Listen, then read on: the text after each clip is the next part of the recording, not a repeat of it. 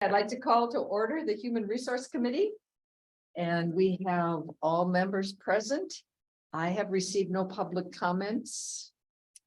Should we approve the agenda? Please, Motion to approve. Second. all in favor? Aye. So, Brian, we've got some insurance things. Yeah, the first item on the agenda is attached, and it is proposed handbook changes. So two things to note for it. One is it represents the hourly employee handbook, but the language would translate to the other handbooks as well.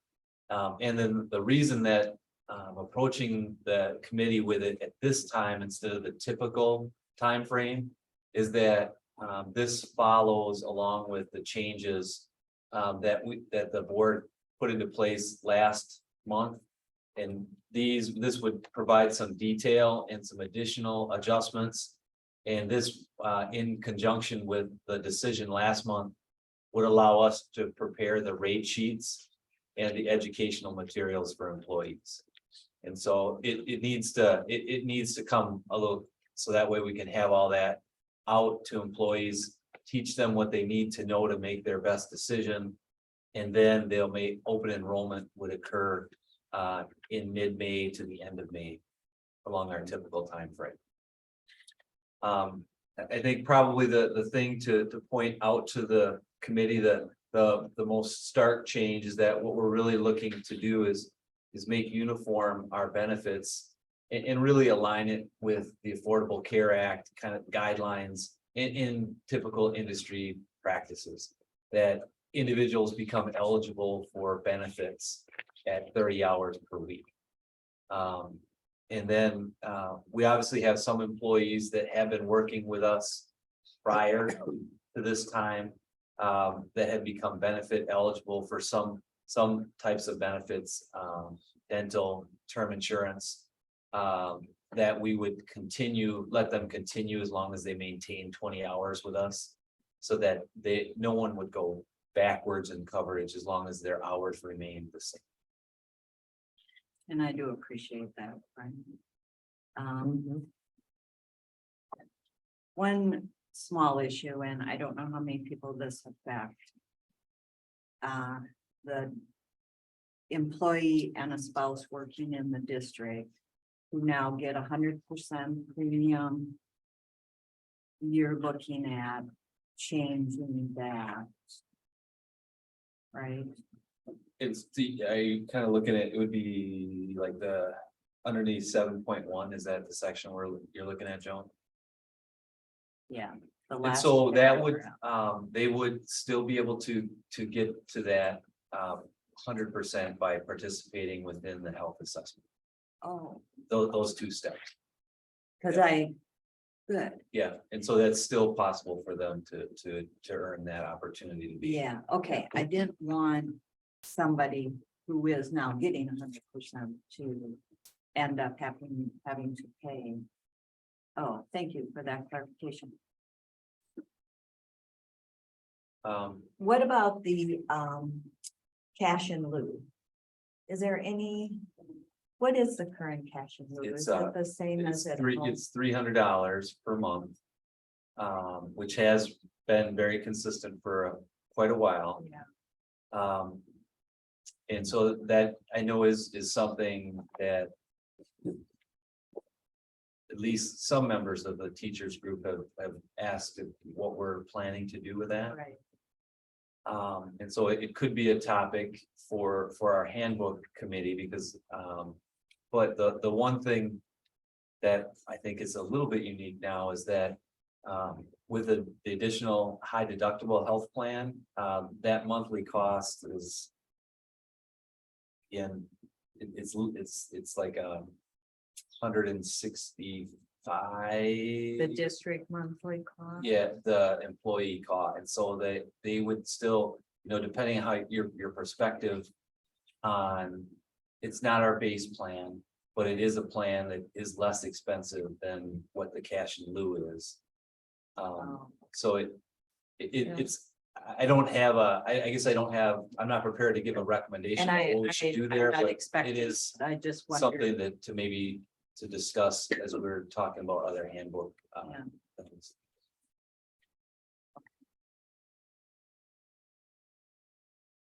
Now, Um, this was put together with input from the staff too, right? There was a committee. These particular details, no, No, okay. this would be language really built within my office in working with our insurance advisor. The input from the staff would have come via the general health plan, insurance plan that the board had taken action on last. Earlier, okay. So it's basically just reflects what the It's- insurance committee It adds some changes. detail to that, but there are two changes. One is the significant one is two significant changes that individuals would need to work 30 hours from if this would be put into place moving forward to receive the full benefit package. And then secondly, the part that has been adjusted is that now we're proposing three levels of employee contribution rates. In the past, we had 7. And so it's really small. I apologize for that, but so we cut down the number of contribution levels to make it more clear, right? And so to make it a little bit more straightforward. And again, we're in a situation where no one is going to go backwards in terms of contribution level. They'll either stay the same or it will increase. The district's portion will increase. And the action you need us to take on this is, If you're in support of it, to make a motion to advance it to the full board for their consideration next week. did you say anything at all, Brian, that you had questions about?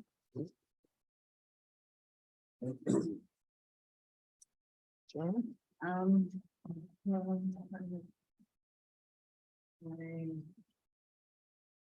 The handbook committee is going to be getting together. Right. Yes, I've been sketching out in my calendar, my invite proposal that I'll probably be sending out to meet in 2 weeks. For at least the initial meeting. And the rollout for information on this will come in, you said, May or June?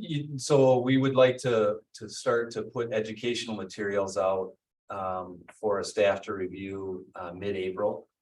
And then that would give approximately 3 weeks, 3 to 3.5 weeks for staff to review those, for us to go out to buildings, be available for Answer Q&A, take appointments. And then open enrollment would begin traditionally for us, like the Tuesday after the May board meeting. And then goes through the end of the month of May.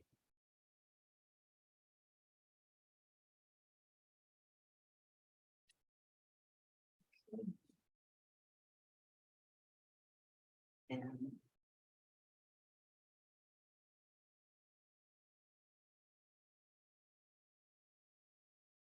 I think I'm okay with that. So I make a motion to move it on to the. board. Wait, you've I know what- got I a keep long looking history at with it, this. and, I would have loved to have had the handbook committee look at it first, but I think you've covered everything. I guess I'm just want to be sure that nobody moves backwards. Yeah, In we any- we have we've Yeah, definitely and I carefully think- reviewed that. And I think you have, and I have no problem narrowing some of those categories. I think that's all reasonable. Aligning it with more standards, and as long as nobody's moving backwards, yeah, I can move it on to the full board. I'll make that recommendation. Okay, I'll second that. All in favor? Aye. Aye. Okay. The next item is really kind of a continuation. In providing some illustrations to what some of the budget planning that what it would mean if we continue to walk down that road for staff wage increases. And so the attachment that you've seen illustrates what the is that the attachment for that, Rebecca? That was the same thing we just saw. I wondered if. I think that we jumped out was- of order. did No, we? I wondered if we had the wrong attachment. Let me make it, let me make a copy for you guys. I'm gonna go off of what are those underneath? It would be just like seconds. Yeah, I wondered if we didn't wanna, No, those are dental and health. Those, So we just voted, the top one is the one that's a double one, you think? yes. Yeah. I apologize about that. I thought I printed it twice. So what, I guess what I'll do is Randy's quick making a copy of that. It's a single sheet for you. What it's gonna illustrate is for admin support. What the combination of the catch-up pay that we've done in the past for anybody that's identified below market comparables. And what a package increase would look like for cost. And then as you look at hourly employee groups who have a salary schedule, so again, just hourly, so admin assistants, classified staff and custodians. First, it separates out what the salary system would cost, so just everyone advancing in the salary system, so getting another year of experience. And advancing due to that. And then if we use the placeholder that the budget committee and the board has been reviewing of a 7.5% wage increase. What that would permit in terms of a salary system is this amount, remaining amount would be X, and that equals 7.5% for these different groups. And then obviously separate from that in a later agenda item is the teachers. I've got a copy, so I've made a copy for myself. Is that teachers are obviously a negotiated item, partially negotiated item, and so they're not included in this projection. But as we look at kind of the layout of the wages.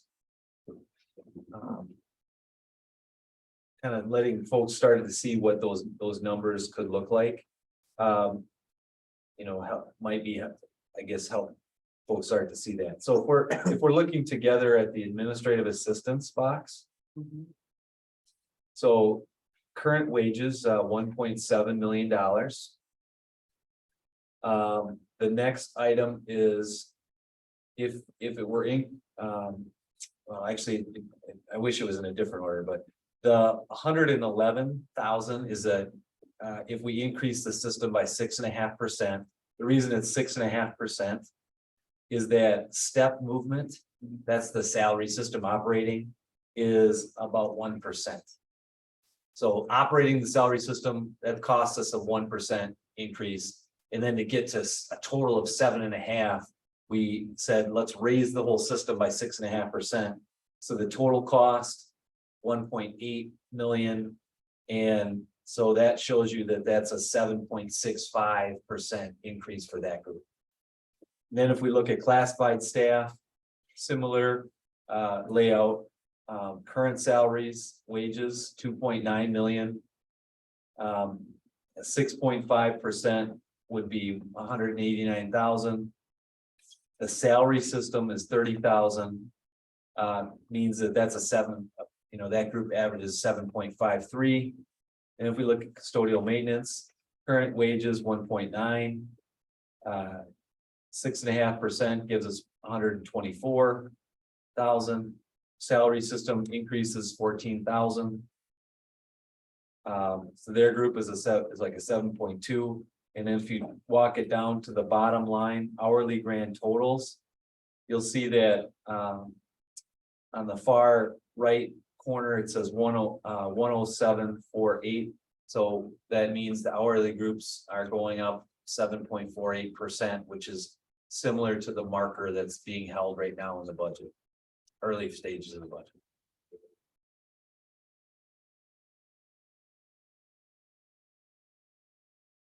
Questions about the data that's included? Ryan, if I could just add for a minute, Joan, you're obviously on the budget committee, so you've been very closely connected in the discussion, but just for a minute for both Brian and Judy. So the governor has proposed a state budget plan. At the last budget committee meeting, we went through what the governor had proposed. And we talked about what we had included in our budget planning document. And there is a huge difference between the two. So in our budget planning document, we're using an estimate of $200 increase per student. Plus special education going from 30% to 35%, and that's over 2 years, is what Ally and I included. The governor's budget proposal is significantly higher. As an example, the governor's budget proposal goes to 60% special ed immediately. So that's a $2.5 million number. And so you can start seeing the very large differences that potentially this legislative process may or may not result in. So the $200 per student is just simply an estimate. We put that number in based on historical discussions that took place around school budgets pre the COVID budget, which ended up with zeros plus the federal funding. 200 was kind of a normal.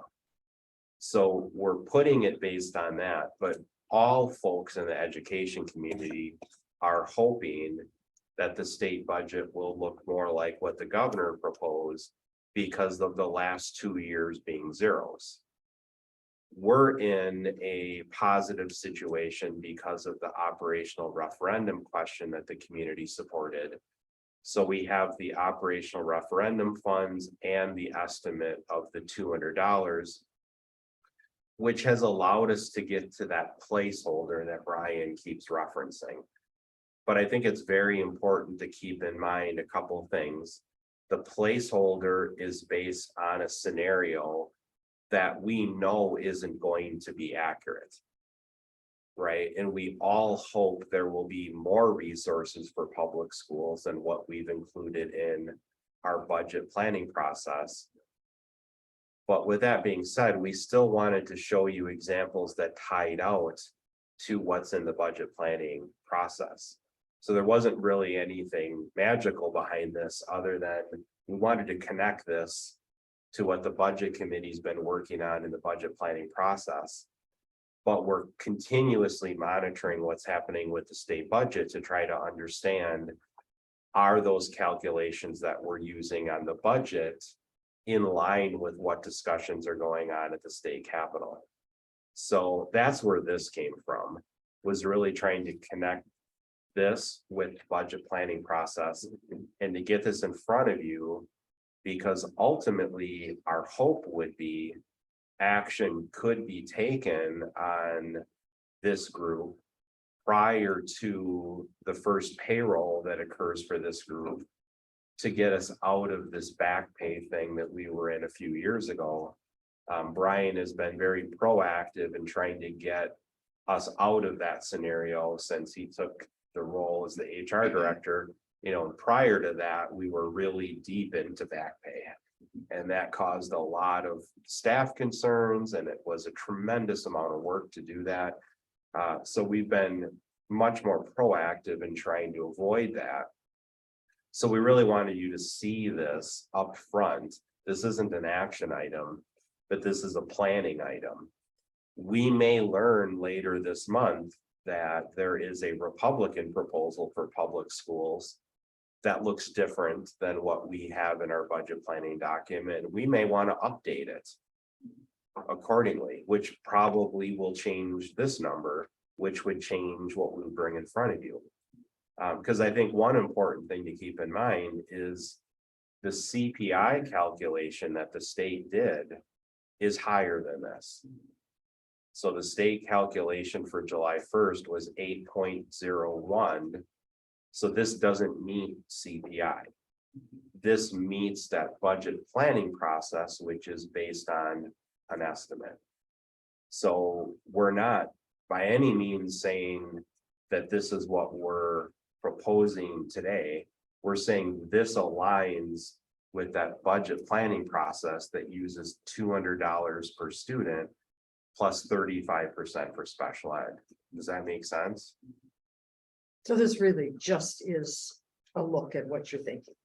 This is a look of how this would merge with that, and Brian and his team have put together the breakdown that's important to know, like how much of this increase is people because of experience, how much is moving the whole system up. And as Brian referenced, what we'd be able to do for moving the system up is 6.5%. The experience is about 1%. So this can give you some sense of what this looks like. And then we'll look at the negotiation process under the next agenda item and what that might look like. But you can start to see, but I would just want to make sure that everyone has the context of this is a scenario that we know is not likely to be the exact scenario that will occur in the state budget process. And the governor's scenario is significantly different than the scenario we're using in a positive way. And we have yet to see what the Republican proposal is. As we saw when the governor proposed his budget, Republican leadership stated their intent to write their own. And we have not seen that. With the 8% CPI, Brian, are you aware of any other districts that are beginning to look at pay? I know last year we had some very early looks at other districts and they were offering full CPI. Might that be a scenario? Yeah, so interestingly enough, there was a summit of school districts in South Central Wisconsin in February. And so we actually had an opportunity to kind of districts got together and they actually lumped us by size. And so, and then afterwards, there was a bit of a report out. So you got a chance to hear what everyone was doing, even if you weren't in their group. And I guess what we learned at that point is in the planning, everyone was really in the planning process. No one was at a point of finalized arrangements in any shape. Was that there was really only one school district in the whole area that was considering even a 7.5% increase. There wasn't any discussion of eights or above. And so we were again in a really favorable planning, discussion at that point. And I have not heard any changes from that, but I think as Steve mentioned, really it is right now. Everyone's wondering what's coming, right? So, I know you're trying to settle this. And I know this is just planning, but in your view, if we adhere to the 7.5 for all groups, which would be our WTA or our teachers as well.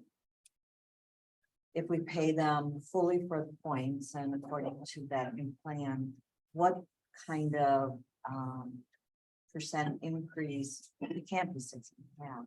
Yeah, I can I plan to share some of the little bit more of the details about the teachers in the closed part. But I'll be able to illustrate that for you to start to think about where you guys want to align. Okay. The only thing I would say is before we kind of transition is on this planning figure, the one thing, Steve absolutely said this is an illustration and many things can be adjusted. The one part that you can trust or live or know that won't change is the column that says step movement. Step movement is the operation of our current salary structure. Okay. So that is what if we would change nothing about the amounts that we're paying people and we just allow them to move to the next sell, that's what it would cost us right now. And so we know that that's one that, obviously, that's established at this point with our current wages. The other numbers around that, the increase of 6.5 and the total, those obviously will vary depending on what we can put in. My question maybe is just, and you don't have to give me an answer that you're gonna stick with. But as Steve mentioned, one of the things that would be, our hourly employees are really the challenge for back pay, especially within the electronic timekeeping system that we have now. Do you have thoughts on if there isn't clarity of a state budget? What are your thoughts about advancing the hourly employee groups only in May, so that we could build that system to be paying accurately starting July 1st? So we would, Isn't it? I mean. well, it really, it is, it would be very challenging to make that decision in June and still get it in place. I don't know, I can't even really say if it would be possible. I know it would be really challenging. We could, for contracted employees, which are administrators, admin support, and teachers, back pay it's not ideal, but it is less complicated, and it's a contract, so it's a lump, it's a lump sum versus an hourly individuals. It's much more complex. Because it takes into effect different pay codes, overtime, hours worked, all those things. So it gets to be a challenge. So do you have thoughts about what comfortable would you be as a committee if we advance just hourly individuals in May? Voting on it in May. Yeah, for the full board perhaps. When does the joint finance committee begin to meet? I believe the public hearings are occurring later this week, and aren't there some next week? I think they're finishing the public hearing part, and I would assume very shortly thereafter. And when they begin, do they pretty much roll out the Republican version then? I mean, if you go back to the public statements that were made after the governor presented his budget, the public statements were that there was an intention to rewrite it in some other manner. It's just, there's been no statements about what that might look like. That's of course the challenge that everyone is faced with right now. Is you do have the numbers from the governor's budget. We don't have numbers from what may be rewritten. And, as Brian pointed out at that discussion that the larger districts were having, some districts are saying, well, we're putting $100 into the revenue limit. And others were saying we're putting in 275, and others were, they're just, everybody's looking at this from their own perspective. I think probably the most important thing to remember about the hourly group is there is a reduced risk because the numbers are just smaller. Meaning if it turns out that we get $100 a student or $150 a student, you'll have to keep in mind that Brian's intentions were also to have another conversation about these folks, about their difference in pay from average and comparables. So I don't think we can really move these folks along and be concerned that we're doing too much.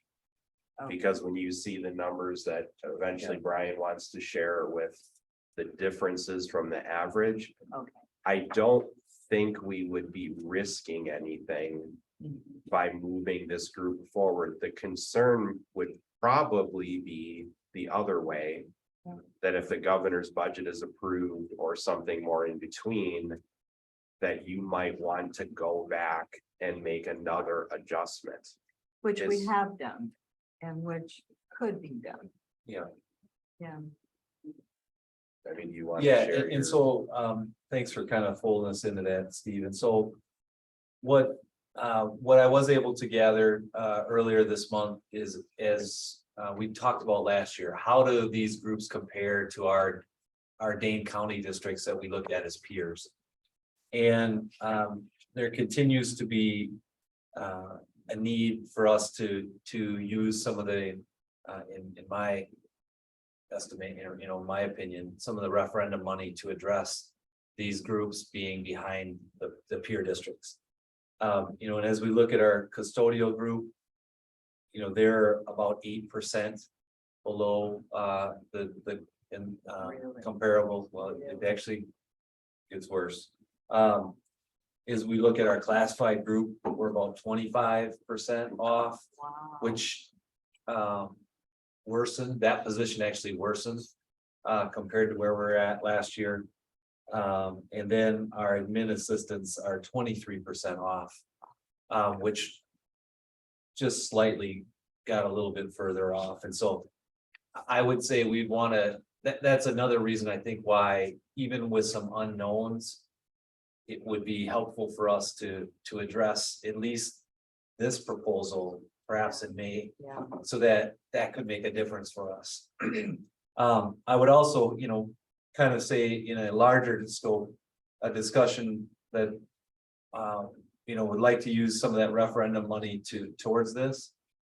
Part of the discussion that the board will need to have is, there was some new requests as well. How do we value adding new versus taking care of what we have? Depending on what the amount available to us is, I have kind of broken out, if it's this chunk of this bucket of available funds, I would, allocate this percentage towards to the custodians that have this different percentage to classified, have a different percentage to custodial maintenance or to admin assistance. And so I guess I would say I'd be willing and able to take any amount, because I'd like to start to infuse that into the systems to really raise them up. Yeah. And that, and so that's something I think that's a really to be determined item, but it is, as Steve said, something to keep in the back of our mind. I think we'd want to have budget clarity before we'd start to do some of that infusion. But I'm hopeful that we're going to be able to do both, because we need to. Yeah, and that's why I feel like maybe bringing something like this ahead, and again, we'll monitor the state budget between now and May, of course. But something like this, so that it can be in place in July 1st, because number one, it's the smallest overall numbers, right? So its impact on the greater budget is certainly more manageable. Number two, we're behind in all of these groups. Right, so moving all three of these groups ahead 6.5% is only going to help us to get closer to where our peer districts are. And even if our peer districts end up being in a 4% range or something like that, or 5%, we've picked up a little bit of difference, at least we hope. So where I would see the risk would be is making a major investment in the difference between where we're at now and where our peers are. And we probably want more budget clarity before going much further than this. But I do think getting a pay raise in place for this group, at least the group that's behind their peers, carries little risk for us, and it would move it in the right direction. And it would allow us to get that budget certainty and come back to the bigger discussion that Brian wants to have. I think it's too challenging in the uncertainty of the budget to tackle both topics. But I do think we need to tackle both topics. It's just, I like the idea of moving forward in May with something. And if this committee is willing to meet in early May, Allie, Brian, and I can keep monitoring the state budget. We can run scenarios. if numbers change, we'll bring it back to both committees in May. I mean, we do have a little bit of time, and maybe the Joint Finance Committee comes up with something, maybe there's some kind of press release on an alternative version for school funding. We can just keep watching it. Or in the event that it's just still quiet, we would probably recommend at least moving forward with our current budget planning process and what aligns with it. I can agree with that. Yeah, I mean, I highly support this. Is there a way to move everybody, I hate to use the word step because it's already to a certain conservative position, and then as the budget comes out, move everyone to the following, but the total plan is 100%. Or to have that, or does it make more sense to do the hourly and wait on the other? I mean, I think it is possible to address things more than once. I think it's probably best to think of admin support and hourly employees differently than teachers.